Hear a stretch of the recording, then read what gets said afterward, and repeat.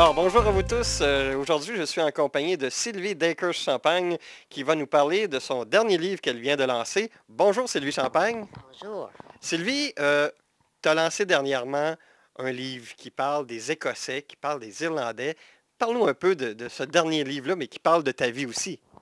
Oui, pour commencer, c'est qu'il y a eu quelques livres écrits en anglais.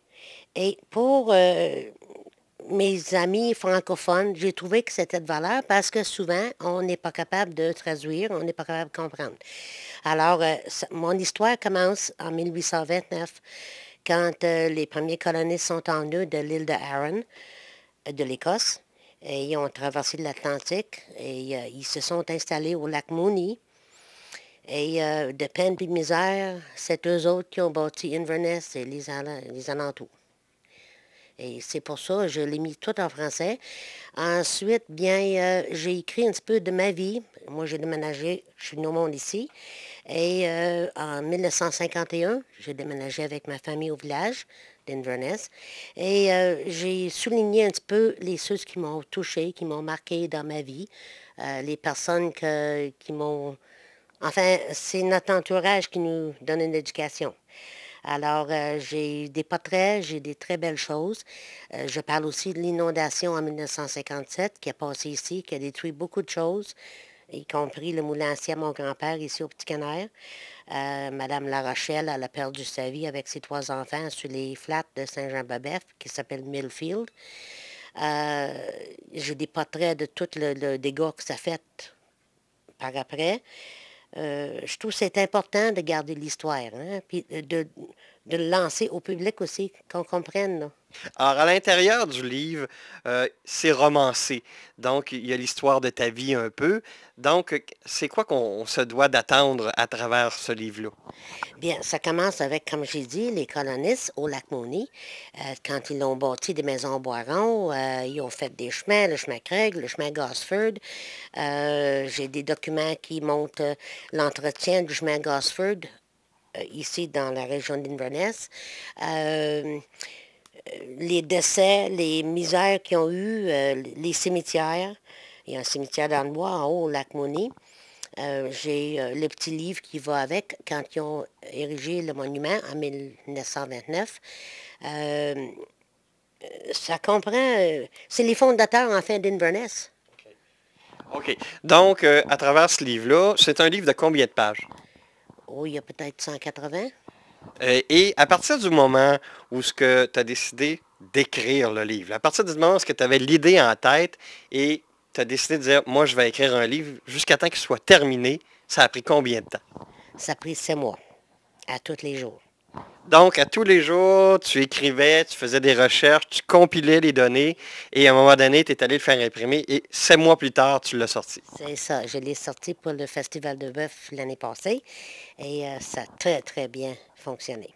Ça fonctionne encore. Et à date, là, il y en a à peu près combien là, de vendus, là, approximatif, là? C'est plus que 500. Wow, fait que c'est un succès là, pour toi parce que c'est ton premier livre en plus. Oui, c'est mon premier, puis c'est pas le dernier.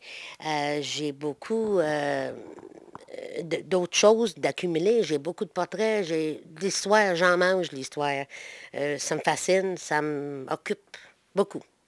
Et mais toi, là, pourquoi tu voulais écrire ce livre-là? Parce que tu avais beaucoup d'informations et que tu voulais les partager avec tout le monde? C'est ça, et aussi, c'est mon village natal. J'ai été partie souvent en dehors plusieurs années et je suis revenue d'ailleurs et j'ai toujours pensé à Inverness, puis comme c'est important pour moi, ben c'est important de dire l'histoire. Et votre mère et votre père ici sont originaires d'Inverness et ils ont demeuré dans la maison ici.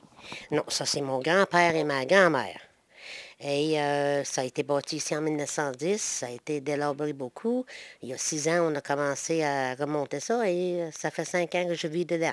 Pas fini encore, peut-être jamais fini ma vie à moi, mais ça fait rien. Moi, je suis heureuse ici. La vie, les fleurs, les animaux, la vie est tellement, tellement agréable ici, là. C'est mon ciel sous terre. Dites-moi, Sylvie, maintenant votre premier livre est sorti, ça va bien, vous vous en occupez. Est-ce que vous avez des idées pour le prochain livre? Avez-vous une idée de ce que vous voulez écrire? Oui, oui, je pense que ça va être quelque chose comme des mémoires et Des histoires des gens qui ont vécu ici à Inverness, là, il y a des drôles d'histoires, il y a des tristes histoires. J'en sais beaucoup, j'ai beaucoup, beaucoup de documents. J'ai 9 volumes que j'ai accumulés. J'en accumule toujours. Ça fait que faut dire ça, faut mettre ça disponible. Parce que moi, mec, je suis plus là, c'est qui va s'en occuper? Donc, il faut rendre l'histoire justement aux gens d'Inverness et aux futures générations. C'est ça, c'est sûr. C'est sûr.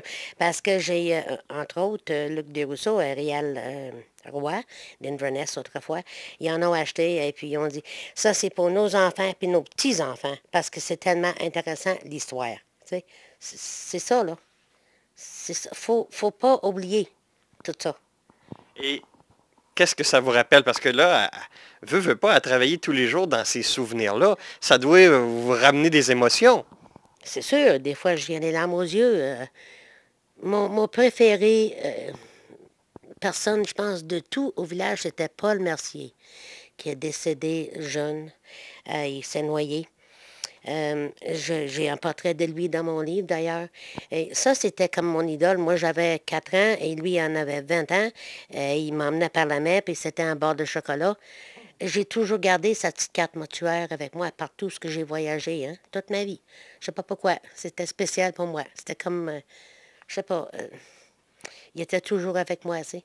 Et puis, j'ai rencontré son frère Normand dernièrement à un enterrement au village. Il dit, j'ai jamais su que tu l'aimais tant. J'ai dit, ben, c'était comme mon idole, tu sais, quand t'es jeune, puis t'as quelqu'un, un grand frère, là, tu sais. Comme sa grand-mère aussi, c'est devenu ma grand-mère, parce que ma grand-mère ici est décédée pas longtemps avant. Fait que moi, je me suis accrochée à ma mère Merci. Tu sais, c'était quelqu'un pour moi d'important. Donc, ça demeure le souvenir le plus cher là, de tous vos souvenirs. Peut-être pas le plus cher parce qu'il y en a eu tellement de gens à Inverness qui m'ont marqué. Lois Haskett Marshall, qui est décédée il y a un mois. Excusez. Ça a été un personnage très important dans ma vie aussi et une grande amie jusqu'à son décès. Madame Irvin Little, Madame Joe Wright, Madame Appleton, tellement, tellement de gens. Partout ce que j'allais, j'avais un biscuit ou un verre de Kool-Aid dans ce temps-là. Hein? Kool-Aid coûtait 5 cents le paquet, là.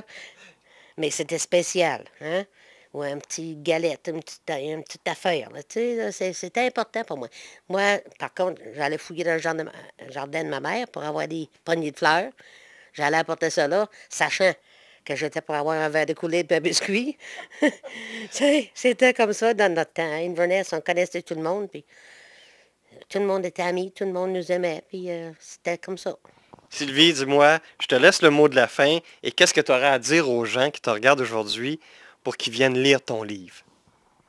Ben, si ça vous intéresse, l'histoire, et si vous voulez connaître les gens que j'ai connus, lisez mon livre, vous allez savoir un peu les émotions qu'on a vécues. Ben, je vous remercie beaucoup, Sylvie. Ça me fait plaisir.